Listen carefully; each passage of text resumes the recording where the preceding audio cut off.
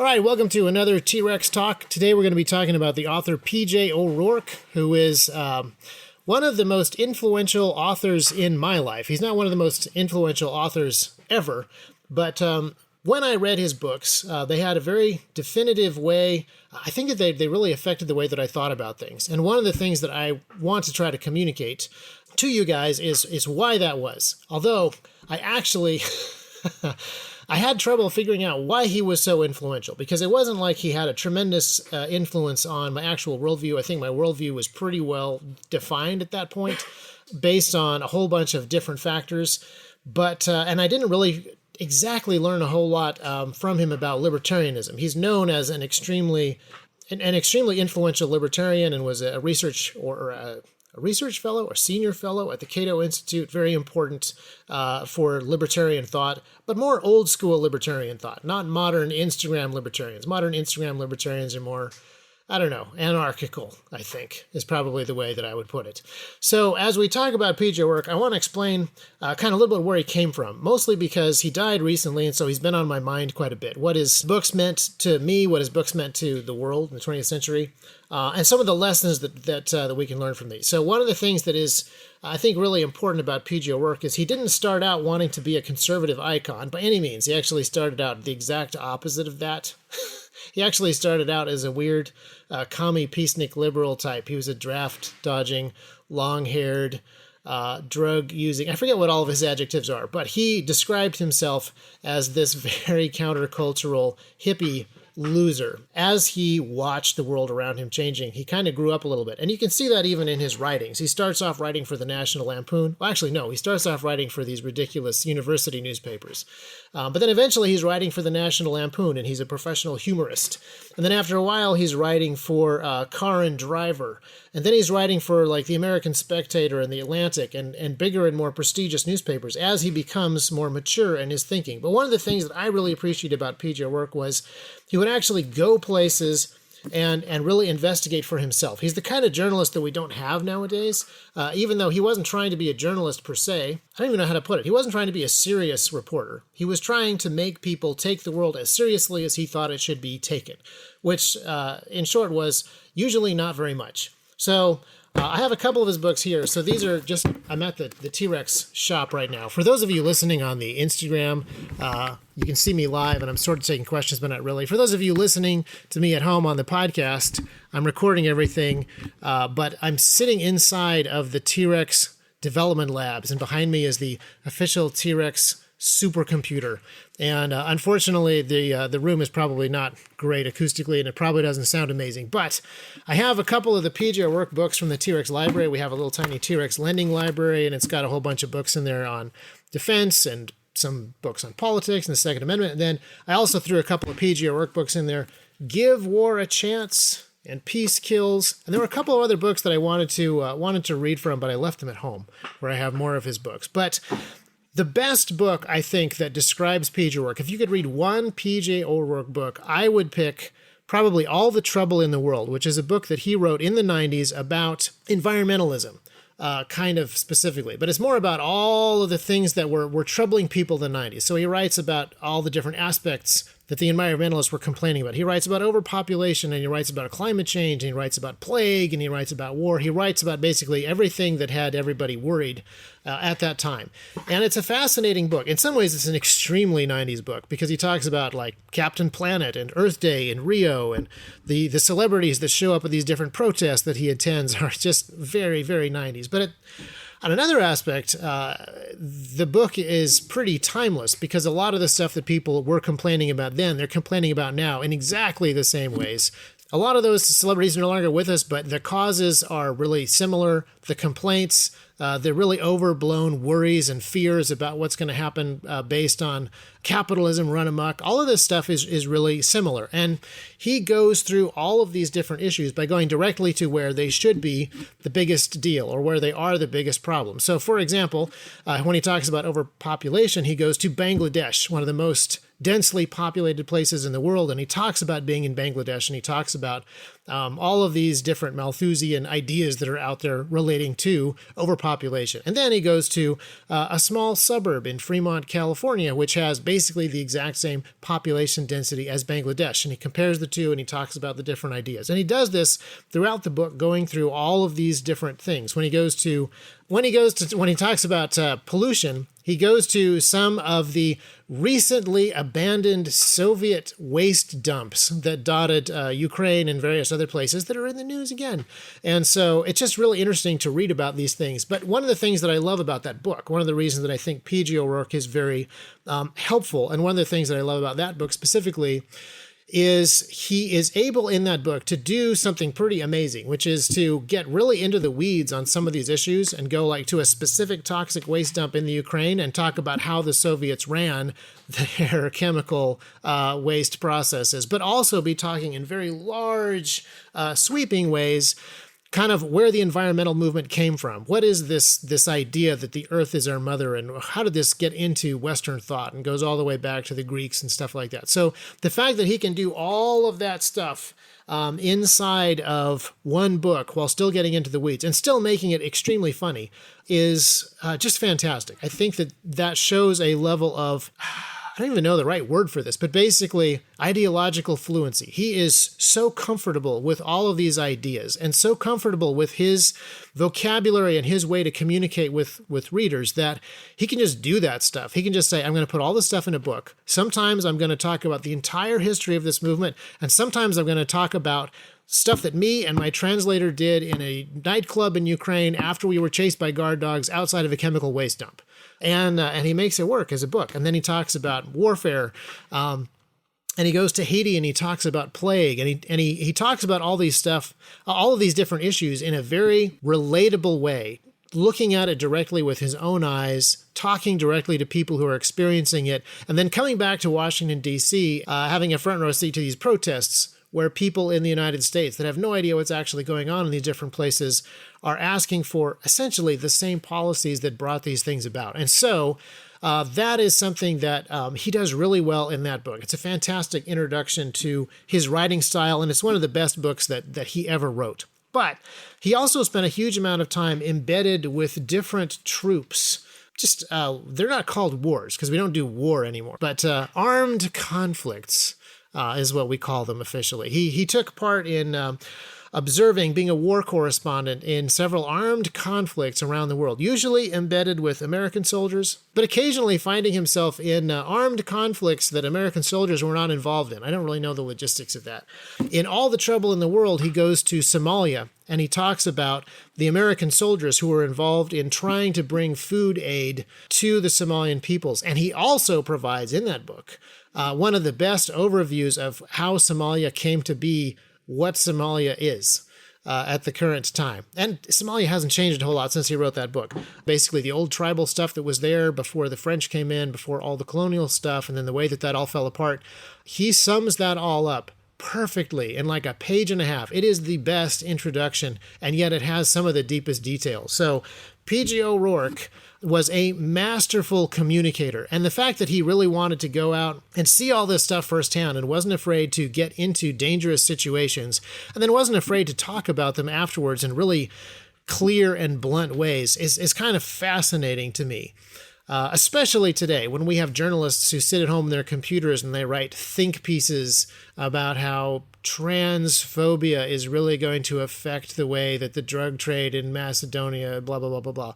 He was doing some really fascinating stuff. And a lot of people will compare him to Hunter S. Thompson, the original Gonzo journalist. And there's definitely a similarity that's there. And in P.J. O'Rourke's early writings, you absolutely see a lot of that Gonzo journalism influence, and yet I think he really surpasses, transcends, kind of eclipses that. I was talking to somebody here in the dev department earlier today, and he was saying that he thought that Hunter S. Thompson's actually technically a better writer, and in one sense I would agree. Thompson has more style if you like Thompson's style. But I personally prefer more substance, and Hunter S. Thompson doesn't have substance. He only has the style. And then P.J. O'Rourke, I believe, really has both. And there are times when he dials up the humor when it's really necessary, and then there's times when he dials it back. And that is something that I think is really, really unique, and it shows great depth as a writer. And the way that he talks about situations that are just really hard to write about because they involve so much death and destruction are really interesting. There's another book that you should get. The second book that you should read from P.J. O'Rourke is called Parliament of Whores, where he basically tries to describe and explain the entire U.S. government. And he goes through the three branches of government, just basically looks at each chunk of government working. He goes to the Supreme Court for a specific hearing, and he documents that. He goes to, I forget which bureaucracy, which unnamed bureaucracy he goes to. I mean, he names who it is. He describes how they go through an entire process of some sort of regulatory nonsense, and how ridiculous it is and how expensive it is. But then the other thing that he does that's really fascinating is when he wrote that book, the Soviet Union was just collapsing and was just pulling out of Afghanistan. So he goes to Afghanistan to document the Soviets pulling out. And it's a little different than the way that the United States pulled out of Afghanistan. But I was rereading that. I couldn't help myself. I was just going to skim that book to find some quotes or to remind myself what was in it in order to do this podcast. Man, that's a pretty amazing chapter. It sounds so much like some of the issues that we ran into as a country, and it sounds like it was written extremely recently. So I would highly recommend that you guys get that book as well. So All the Trouble in the World, a fascinating book. It's actually almost a great resource book if you want to just get a overview of why people believe certain things related to basically just the decline and the fact that the earth is entirely doomed because of all of these different things that are going to happen because of the evils of humanity and the evils of capitalism destroying the earth. That is a fantastic book because he goes through all of the ideas that kind of led to this, all of the thinkers, Paul Ehrlich and others who wrote about this stuff and took it very, very seriously. And then the way that it sort of trickled down all the way down to protesters in Washington, D.C., and then goes around all the world to visit all the places where these policies are most in effect, or these dangers of, I'm making scare quotes for those of you listening on the podcast, the dangers of overpopulation. He goes to the places where these things are at their worst. And the really loud, shrill, complaining people are complaining about the overpopulation of Bangladesh. And all of these experts, all these elites complaining about these things are kind of great because essentially their view of overpopulation is there's way too much of you and there's just enough of me. It's actually shockingly racist to read some of those 1970s and 1980s population control folks nowadays. Not quite as racist as the eugenics folks that were writing stuff in the 1920s and 1930s, but boy, it rhymes.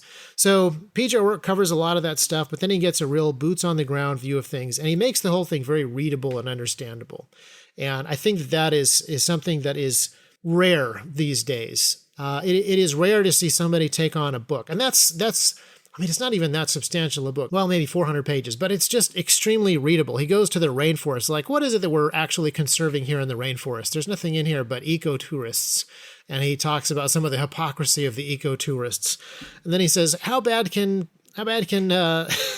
some of this stuff get anyway? And he goes to Bosnia and he watches people fighting over Yugoslavia. It's just as a fascinating book, and it's so much better than my description of it. And then Parliament of Whores is fascinating because he approaches reporting on government almost as if he is a war correspondent. So he goes into the White House and he goes into the House of Representatives and he goes into the Supreme Court buildings and reports on the stuff that they are doing almost as if he is a war correspondent, almost as if he is a humorous travel writer just pointing out the crazy, ludicrous nature of what we have built here in the United States and how preposterous it is that it still is kind of working. And he does so in a way that is really fascinating. He takes apart the budget, talks about where we're actually spending our money. This one here, Give War a Chance, is the one where he actually further documents the collapse of the Soviet Union. He'd spent some time in West Germany and East Germany prior to the collapse, and then he travels there as quickly as he can as the wall is coming down to talk about that. I think one of the things that is lacking in modern journalism and reporting is there are people who have specialized, and oftentimes their specialization actually leads them into just a very brittle understanding of a single topic, because it isn't even a very well-rounded understanding of that one topic. For example, there are gender studies people who have only studied transgenderism. They have absolutely no real concept for traditional gender roles at all, because they're trying to do the opposite of that.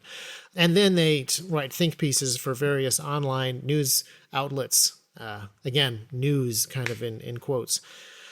But what P.J. O'Rourke had done, by the time that he was in his 50s, he had traveled to so many places. He had seen so many wars. He had experienced so many cultures. He had reported on so many really important world-building events that even though he had specialized in understanding certain things, he had a fantastic broadness to his experiences, and he had a fantastic broadness to his understanding. So he was able to go to other parts of the world and see a conflict over something that was different than previous conflicts that he had seen, and yet he could really grasp and understand kind of the underlying issues that were driving people. And that, I think, is really one of his great strengths, is he had a great understanding of people. That was really, I think, his great gift. And he had a really excellent attitude, which was he loved people very much, or rather he loved individual people very much, but he didn't take groups of people very seriously. He didn't take himself very seriously. He didn't take totalitarian regimes very seriously. But because he took individual people seriously and loved them, he understood the danger, the significant danger that these totalitarian regimes were. And some of them he saw firsthand. And some of them he went in after they had fallen apart and picked through the rubble and saw what was left. And then he came back and he wrote very deliberately, very carefully, very entertainingly, but at the same time very precisely about what he saw. And he was really good at noticing things and observing things. So in the book Peace Kills, he has an article or a chapter about his time in Egypt. And it is so well written, and he observes such little things and explains why they're not really little things, why they actually mean much more than this, or they represent much more than that, is really fascinating to me. So I've spent a little bit of time in Egypt, and I would say his article on his time in Egypt is more evocative of my own memories of Egypt than my own pictures and videotape and notes that I took when I was in Egypt, which is kind of crazy to me. He noticed the things that I was seeing and not really taking specific notice of. And he thought more deeply about those things than I did while I was there or when I came back. And so it's just really fascinating to go to a country, experience all the same things that he did, come back, read his book, and be like, wow, that is really well put, and something that I kind of noticed, but it didn't really click until now. So his ability to notice and comment on things is really fantastic, even more than the style that he had. And I think he has plenty of style. So my recommendation for all of you is to get a couple of P.J. O'Rourke books and read those and really try to understand him as a writer and as a thinker, because one of the things that is fascinating to me is his ability to, let's say, go into a conflict like the Gulf War. He wrote about the Gulf War because of at this point, he was fairly well known as a writer. He was writing for The Atlantic. He was writing for National Spectator. He was writing for well-respected, large magazines. That was, this was able to get him interviews with generals. So he was able to sit down with some of the guys who were running these wars and actually get their perspective on things. But his ability to interview and to talk to people, his ability to really summarize and explain things meant that a lot of times he'd get that interview with that general, or he'd get an interview with the president, or he'd get an interview with somebody else. And then he'd also sit down with a private who was driving trucks back and forth taking aid to refugees. He'd sit down with that guy, they'd drink some whiskey, smoke some cigarettes, and he'd get a couple of quotes from that private that really were far more accurate in summing up the situation and how people had got there and the actual kind of underlying issues than the interviews that he got with the really high-level guys. So that is something that I don't know how exactly he was able to do that and really sum up basically the essence of the issue. Especially when he's involved in such complicated stuff as Israel and Palestine disputes, or that first Gulf War, or that second Gulf War, or those other times we went other places. Or one of the interesting things is when he was in Afghanistan to watch the Soviet army pull out, the biggest conflict that was happening at that time was actually in I guess it was down in Peshawar, but basically it was a whole bunch of people fighting over whether or not Salman Rushdie should be executed. So that was what was actually occupying a whole bunch of the local folks, even though this great big geopolitical thing was happening a little bit up north. So that is something that I really think that P.J. O'Rourke is great at, getting the big picture and the small individual stuff at the same time. A lot of times when I'm reading books that are really big picture books, it's easy to lose track of the way that they connect to the individual people who are down on the ground.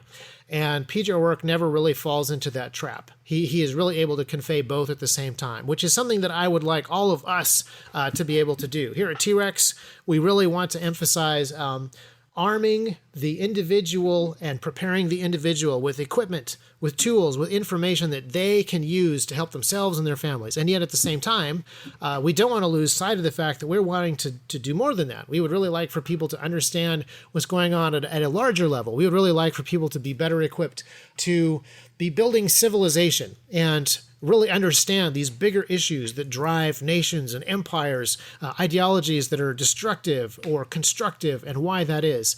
And so P.J. O'Rourke is somebody who really synthesizes both of those things really well in a way that I wish that I could do, and in a way that a level of understanding that I wish that I had. And so that is something that I really want you guys to think about. And if you're interested in how a master communicates that, P.J. O'Rourke is a great person to go to. And the books are fun. The books are really easy to read, and they're about fascinating things. So I really recommend that you guys check those out. And one of the things that I will really miss about P.J. O'Rourke is his attitude toward things that are preposterous and ludicrous, because the world is full of those things.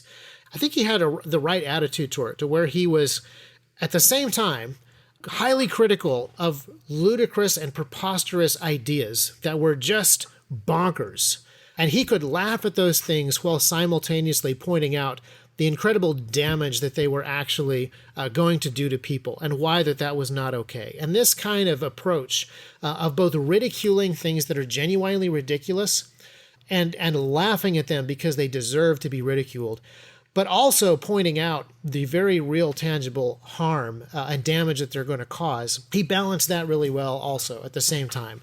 And so as we go into 2022 and we see all around us things that are preposterously ridiculous, like some of the stuff that is happening in Canada right now is like meme level stuff.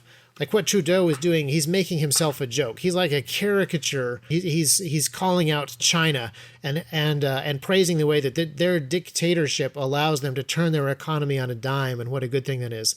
Like, that's almost a cartoonish thing to say when you're actually sending your mounted police out to ride over top of protesters. And yet, as ludicrous and as ridiculous as that is, and as much as we should laugh at Trudeau's trumped-up wannabe dictator nonsense and point out what a ridiculous figure he is, there are still people getting hurt in the streets by those horses. There are still people being handcuffed and having their property taken away. There are still people whose rights are being ridiculously trampled upon.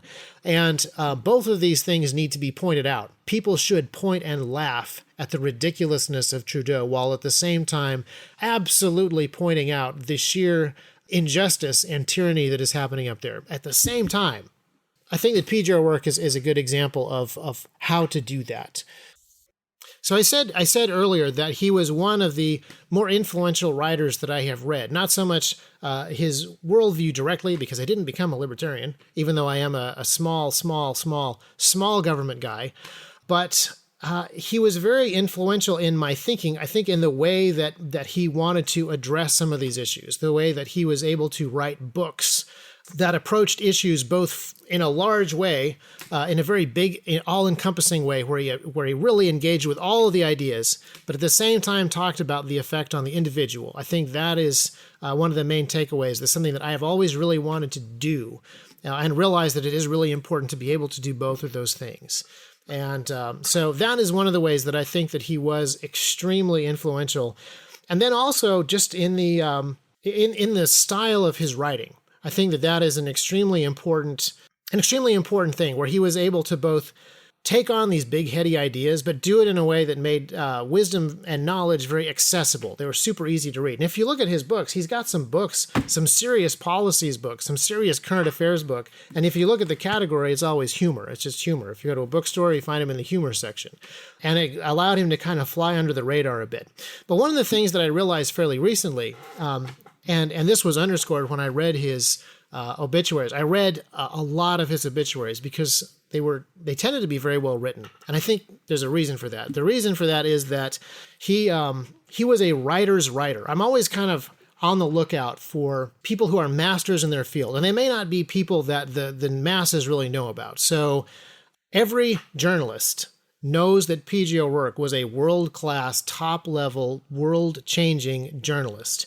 And so the kind of writers who look up to him and respect that wanted to be the ones to write his obituary for whatever publication that they worked with. So all of his obituaries were very well written. And this was an opportunity as people were writing about P.J. O'Rourke and the things they appreciated about him. They really stepped up their game, in my opinion, because they were writing about a master and they wanted to try to do it masterfully. And I'm always on the lookout for guys like that. Norm Macdonald is a comedian's comedian. He's not a comedian that is super popular or famous amongst the masses, but every comedian knows who he is. Every comedian respects him. Every comedian wants to learn from him and be a little bit more like him. And P.J. O'Rourke was that guy for journalists and for writers of the previous generation.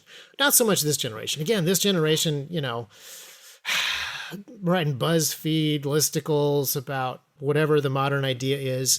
But the previous generation of journalists realized that P.J. O'Rourke was the real deal. He was somebody who was a fantastic reporter. He could see things, he could figure things out, he could write about them, and he could communicate exactly what the issue was incredibly well. And I think that that's something that we all need to get better at, especially since we live in the world in the time of BuzzFeed listicles, and we live in the time of your ideology needs to be summed up into a single bumper sticker or a single tweet.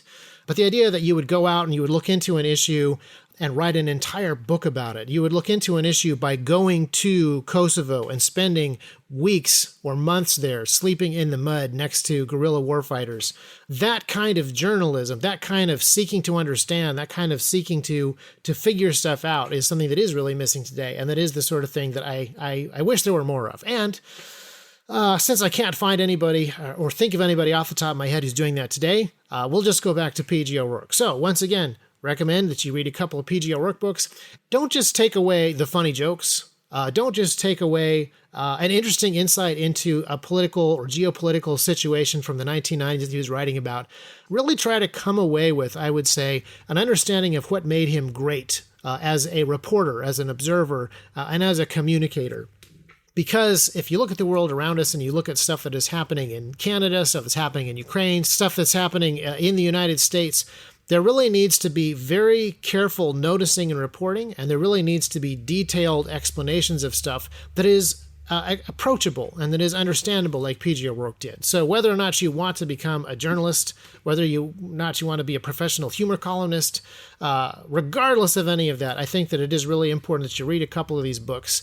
I would actually say go read some of his obituaries because a lot of the journalists, his fellow journalists, guys who are from that previous generation, came out of the woodwork to write obituaries for different newspapers, and they each took a stab at explaining what it was that was amazing about P.J. O'Rourke. Not just, he did such and such, he worked here for so and so long.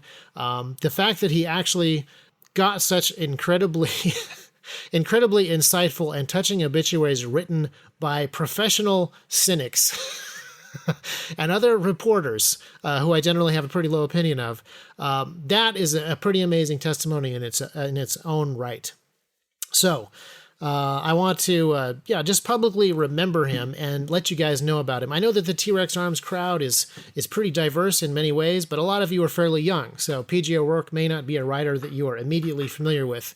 And hopefully this is an interesting book or two for you to read. I feel like I have rambled long enough. It's been a long time since I've done an Instagram Live. It's been a long time since I tried to do an Instagram Live and a podcast at the same time. I'm not sure that I really like it because it combines the best of both worlds. I'm ignoring questions and getting poor audio quality at the same time. So I'm not sure that we'll do that again. I think that we'll try to split these mediums up so we can play to their strengths. So Tune in again next week for podcasts. Keep an eye out for Instagram Lives. Theoretically, we'll do more of these.